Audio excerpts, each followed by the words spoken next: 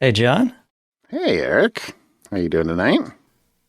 I'm doing all right.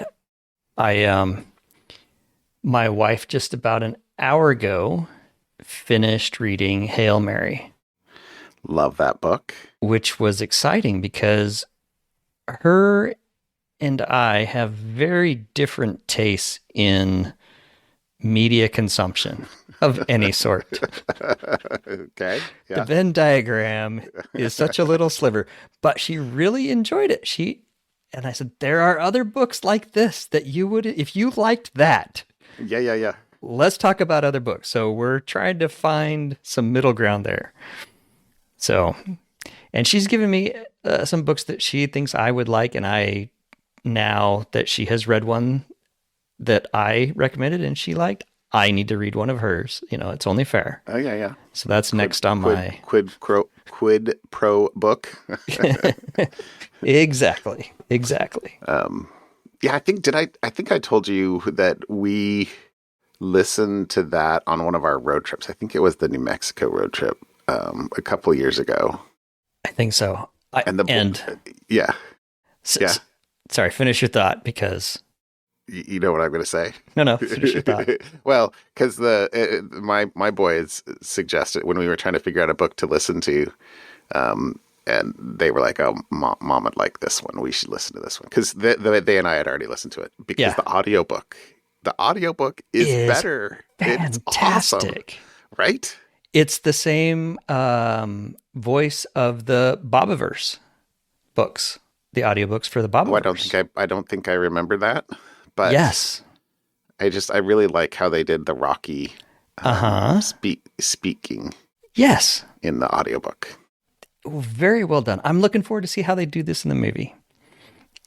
Anyways, I have to prepare myself for disappointment because of how much I liked the book and how much I liked the audiobook. yeah. But I will try to remember So, movies are a short form. yes. Y- we have had this conversation before. I enjoy listening and reading at the same time to an audiobook, which you You have find said this. weird. I do. Audible has now added a feature called Read and Listen. And so before I'd have to download the audiobook and link it to my Kindle and then Kindle book, and then I could read the Kindle book, and it would have, anyways, it would do these weird. Now it's all right in the audiobook in Audible. I don't know if it's because I Really? also bought the Kindle book, that it now adds that feature to Audible and it's bi-directional, because I could do it in either the Kindle app or Audible now. Huh. But the point I wanted to make was I showed my wife this feature and she was like, "This is so cool." She and I agree on that it is more enjoyable Is that to glorious? listen read than it is to just either listen or just read. She read chunks of the book, and then when she would exercise on the treadmill, she would listen to the audiobook and read at the same time while she's running on the Uh-huh. treadmill. Anyways, so and then when we started this because we went out to Mitchell Point Tunnel out up the gorge and did some hiking. And there's these really Okay. cool tunnels that you can go through that's a new out there. We started listening to the book on the drive out there. So that was kind of how we got started. And that was kind of how I eased her and say, we should listen to an audiobook while we're going. This one I think you'll like. It's pretty fun. We'll go see the movie, et cetera, et cetera. And that was what kicked it off. And she has been Yeah, hooked yeah. ever since, which she was giving me a hard time for because she's got books that she's checked out of the library that she's now probably has to go recheck out because she's been spent this week You on ruined my order, my plan. exactly. Anyways, That's pretty hiking funny. in the gorge was gorgeous this weekend as well. Uh, gorgeous, great words. So that was a lot of fun. Very punny. Yes. Yeah. How about you? Anything exciting this weekend? You know, I feel like I blinked this weekend and it just disappeared. And so and I know I've been like doing a bunch of stuff, like work stuff. But then I think I was helping my wife out with some stuff on Saturday during the day. I'm so bad. I don't even remember what we were doing. Oh, we were doing chemistry stuff. Like, she was doing some explosions, and that she wanted to do, like without children present, so that she knew how they would go. Oh, for So a like, school class, so yeah, teaching, yeah. like She's teaching chemistry small. this Oh, this I got you. I block. got you. I got you. She So wanted to do some little booms. yeah. So she was doing like, burning salts in the chemistry classroom for like different colored flames, and there's one where she like, it's like some like mushroom spore or something like that, but it's super flammable. So you put some in a funnel in a paint can with a candle in there, and the funnel has a tube out from the bottom, and then put the lid on, and then you blow into the tube so the spores like go out, Disperse. and then get like they explode. And so the paint can lid, flew like, I don't know, 20 feet in the air. And anyway, it was a little bit of fun with chemistry. And I don't know. We did this. I don't even know quite. She didn't do this experiment with me, but there's something where she needed those like big blue water jugs, like the 5-gallon water jugs for like filling water. Okay. And she's like, where do we get those? I'm like, I have no idea, other Amazon? than Lowe's. Oh, okay. Like literally, we went into Lowe's, bought 2 full water jugs, and emptied them because that was like what we could do. Anyway, yes, you can buy them on Amazon. Ironically, they were more expensive than at Lowe's. Maybe for shipping purposes? I don't know. Doesn't matter. Anyway, the other fun thing we did on Saturday, though, was we went to the symphony. And it was Vivaldi's Four Seasons was the primary thing. Okay. But I think I've mentioned, we like to go to they call them concert conversations beforehand, where like if there's a special performer, they'll generally do like a half-hour interview. And I particularly like it because it gives me information of things to listen to often. Because the first few years we were going to the symphony, I was like, okay, like I just don't know. I don't have a lot of context for a lot of these things. Anyway, the net on this is I was like, why is it a mandolin player that they're interviewing before the symphony? And it turned out that it was a mandolin soloist that was playing the Four Seasons. And I was like, mandolin? What? But it turns out that mandolins are stringed the same as, or tuned the same as violins. And I did not know this. This artist, and I'm really bad. I forget. I don't have his name in front of me. Grew up in Israeli, trained in Israel, in a small town or something like that, and evidently his teacher, when he was growing up, was a immigrant from Russia, who was a concert violinist or something like that in Russia. And when the violinist moved to this small village, went to get a job at the university, and they were like, well, we already have a violin player, but if you want to teach mandolin, you could do that. And okay. he did not play mandolin. So he evidently taught the mandolin players that learned there how to play like it was a violin. And anyway, it was different. I actually like violins better than mandolins, but it was very clever and very cool. Anyway, I thought that was cool. It was a little bit different, but then sounds like fun. Yeah, it was. And then the other big thing that happened, I guess, Sunday was the Eufy make showed up. So I haven't printed a ton of stuff yet, and I have not printed anything on those 3D printed things you gave me. Yeah. But I actually just heard it a minute ago. Kind of it comes on every, I don't know, 15, 20 minutes, half hour, something like that, and like kind of keeps the print head fresh or something like that, because it's okay. I'm a little worried that it's not something that's supposed to sit for days, weeks, months unused, and Right.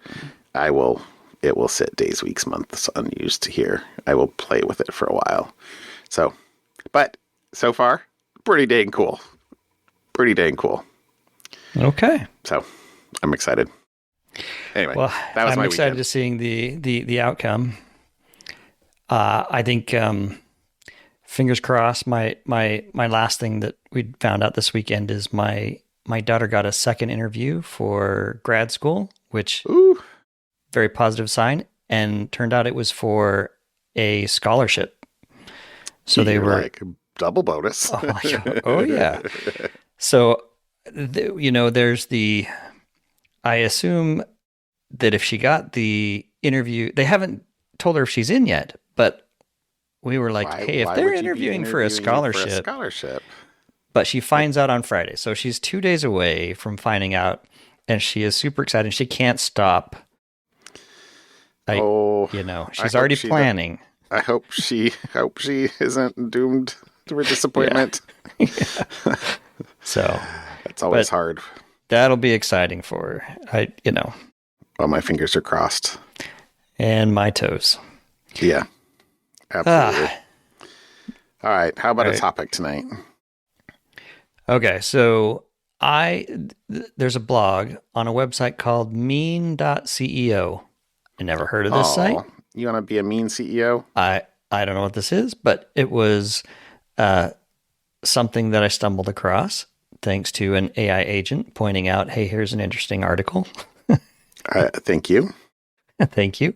But this one is about attackers and how fast they're getting. So it says in March of 2026, which we're only 4 days into. So I'm going to go with the AI summary of the article as a little bit of a challenge there. Anyways, it says in 2026, they're not just getting faster, they're achieving detection, evasion, and breaking into networks in as little as 27 seconds. So the days of slow and steady seconds. are over, and we're now in the era of automated, instantaneous exploitation. And they, of course, blame AI for Of course. powering these attacks. Like AI-enabled cyber attacks, it claims, have soared over 89% in the last year. And it works because it isn't just better phishing, it's hyper-personalized phishing, which we've talked about before. So that Yep. they're the messages tailored so perfectly to the recipient that it's almost impossible to distinguish from a real one. And so it also brings up that we're seeing a surge in deepfake-driven misinformation campaigns. And these can now do real damage to companies' stock market or reputation. So that's the other play here. I think we've seen some of that in the stock market as of late as well for other with the reasons. whole SaaS apocalypse. Yeah. Last week, So 2 weeks ago. yeah. So attackers have stopped trying to break in by software bugs and are instead now logging in with stolen credentials. And identity abuse apparently now accounts for nearly 2/3 of all the major data breaches. And it's not just humans. Hackers are targeting API credentials and machine identities because machines and their API keys do all sorts of things and don't need a human. If you can get a hold of those, it's just that much easier. I haven't seen recent data on passkey adoption to kind of help with the first one of those. Doesn't help with the API. Well, assuming it's like just an API key, but I wonder if that's. I have passkeys everywhere now. Like I do as well. Using them every day, and if not, a website will say, "Hey, I see you're not using a passkey. You should use a passkey." My bank, which banks are always laggards, they're slow. just recently has added. I now log into my bank on the app with the passkey. Well done. Is like very, very well done. Anyways, there's also insider threats are getting to be a big deal. So the the point of the article being as its mean CEO was kind of more on the high level, and we've talked about this before, is adopting the zero trust. Hey, every interaction, Yeah, just there is no I'm inside the gate, I'm inside the door, so it's okay. Whether you're inside or outside, there should be zero trust. You have all that stuff. And then, of course, we've talked about a number of times as well, your supply chain and how that is used. It's like the TSA is only as strong as its weakest airport security screener. Your security is only as strong as the weakest vendor that's you're pretty using. ironic. That's a. So I don't know that I like that analogy. it's not a pleasant thing to think about. I'll give you that. Yeah. So it's not really an the kind of final word there is it's not an IT problem, it's a sustainability problem. If you're not treating your digital identity as your most valuable asset, you're essentially leaving your vault wide open in a room full of invisible thieves. So there you go. Mm-hmm. AI is AIing all the things. Yes, and it is both glorious and I don't know, trepidatious, making me trepidatious. Mm-hmm. Yeah. Well, so speaking of AI, I chose this article. It's maybe security adjacent, I guess, but there's a lot of other stuff that happened this weekend, right? Yeah. We bombed Iran, but part of that whole thing was Anthropic being kind of standing up to the federal government and saying, no, we have a hard line on at least two items that our models can't be used for mass surveillance and our models cannot be used to autonomously decide to fire missiles or use lethal force. Yeah. Which, oh my gosh, the models are not there yet. They are not there. So I actually saw a brief interview, at least, with the CEO. But so, you know, the Department of Defense, let's see, there's some quotes that I pulled out of this, but one of the things that I noticed personally this week, earlier, like a couple of days ago, was Claude was down, like frequently. I have had a lot of outages this week, and I did not realize until I went to go, why is I went to Down Detector on Monday, I think, or something like that, and I saw a spike, but it wasn't that bad. But I was like, oh, okay, well, but it persisted, and then as I was like, gosh, that's a real thing that happened this week, and I had personal experience with it. What's going on with that? Evidently, part of this is a backlash to the government, with people going and downloading Anthropic or Claude on the App Store. It's the number one app, and that their number of, it might not have been in this article, I read a couple articles, that they had said that their number of subscribers had increased by 60% since January, but a huge spike this week, and that they're it must not have been this article. It was that their annualized revenue went from like 14 billion to 20 billion, effectively like overnight. So it'll be interesting to kind of see if this continues playing out. So they're like frantically trying to scale infrastructure, I guess. So some of the things out of this, at least, so it said it's had a significant outage on Monday morning, due to the unprecedented demand. And I totally saw that. In fact, they must have taken down some services because like I was hot refreshing my quota page and it just Right. wouldn't even render. Huh. Even while the AI services seemed to kind of be up back and forth. So anyway, I'm sure they were like prioritizing services. And then I wonder like were they tracking quota? Mm. My, if I don't know if I got extra usage this week or not, but anyway, I thought that was pretty funny. So the it says hours after Anthropic was blacklisted, OpenAI agreed to deploy its models within Department of Defense classified networks, but they OpenAI walked back one of the two things. Effectively, they said, "Oh no, you can't use this for mass surveillance." But evidently, they're okay with lethal decision making, which I am Mm. not aligned with. Mm. But the oh yeah, here's the quote. Sorry, it says Claude has seen a 60% increase in free users since January, and paid subscribers have more than doubled since October. So that's a little bit older data. I'm sure that they don't have data yet for just what's happened this past week. But Dario Amadei, who's the CEO, said, no amount of intimidation or punishment from the Department of War will change our position, and that the designating threat to designate them as a supply chain risk was retaliatory and punitive. So we'll see. It'll be interesting to see, in my mind at least, how this kind of plays out. And is this, who's the sort of short-term winners and long-term winners?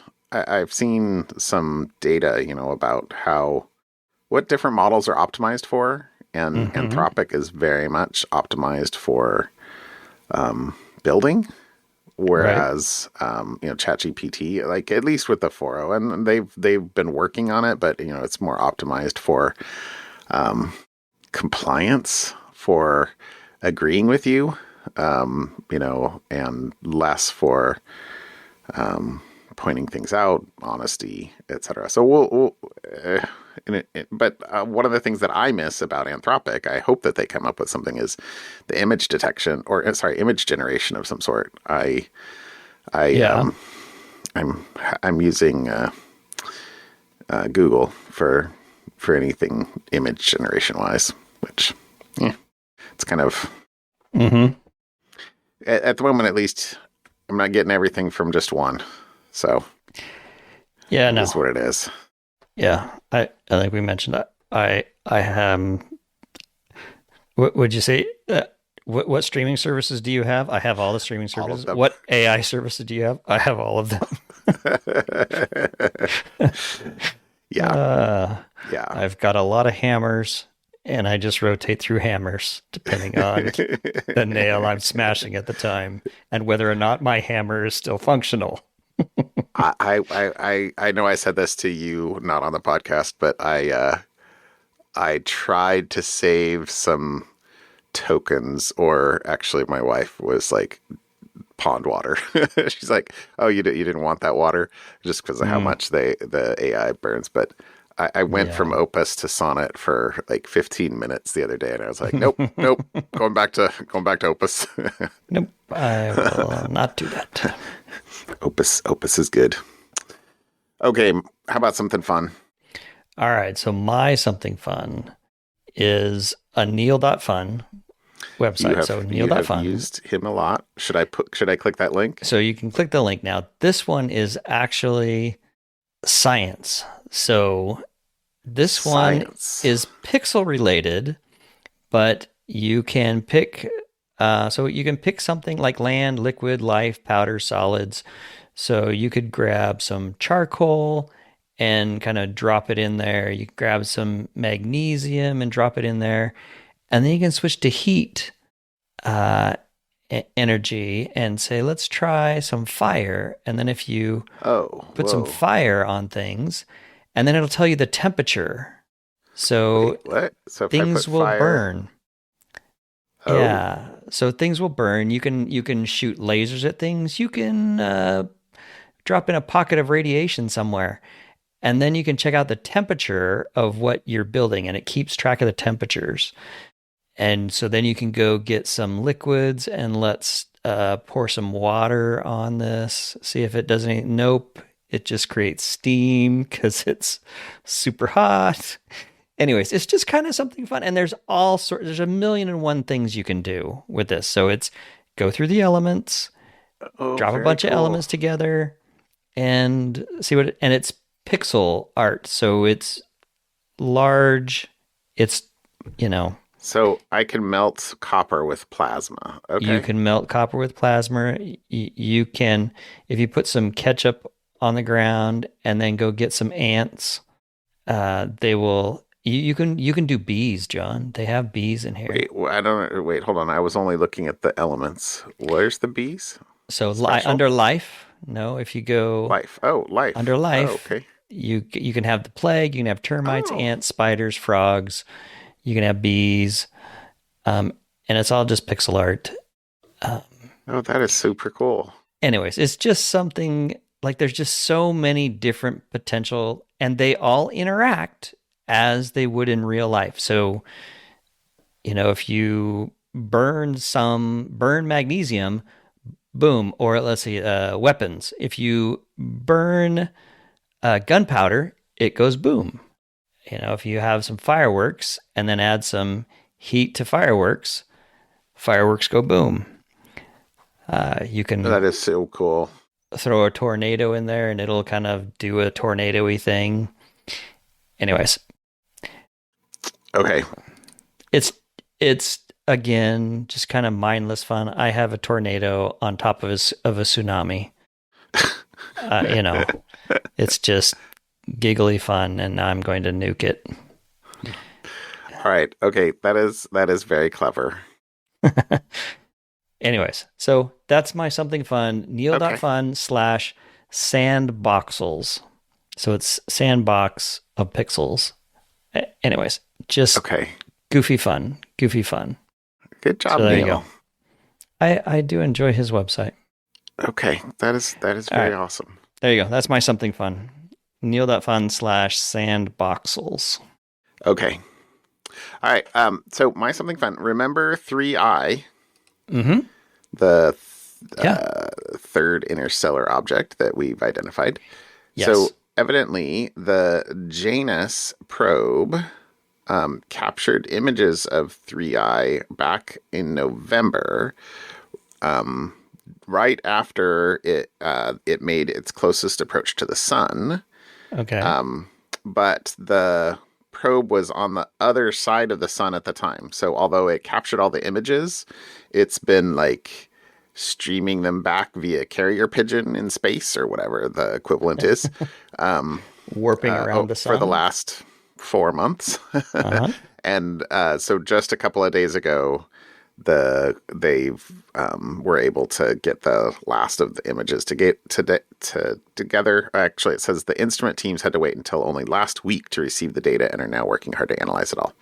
So there's an image shown on this space.com article that is like, pixelated, uh-huh.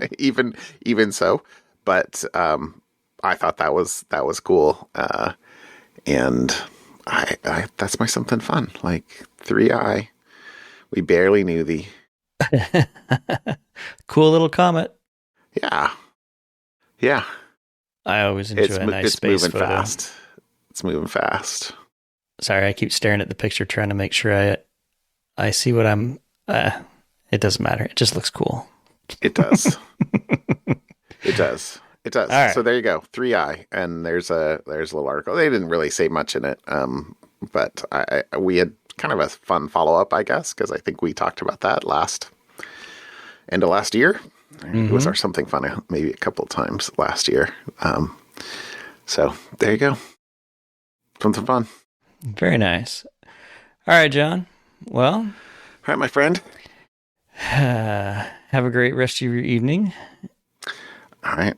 Finish up reading Hail Mary again. Yes. Before the movie. Yes. I got to finish that. She finished before I did. I'm 2/3 of the way through. So, All right. but she All kept right. stopping and asking me, "How does it end? How does it end?" I'm like, "No, no. That's Is not how he books going to work. die? Is That's all she wanted. I said, "Look, you'll like the ending. That's all I'm going to say. And it's not what you think it will be." And she's like, "Okay." Then, yeah, about an hour ago, she keeps, "Okay, you're right.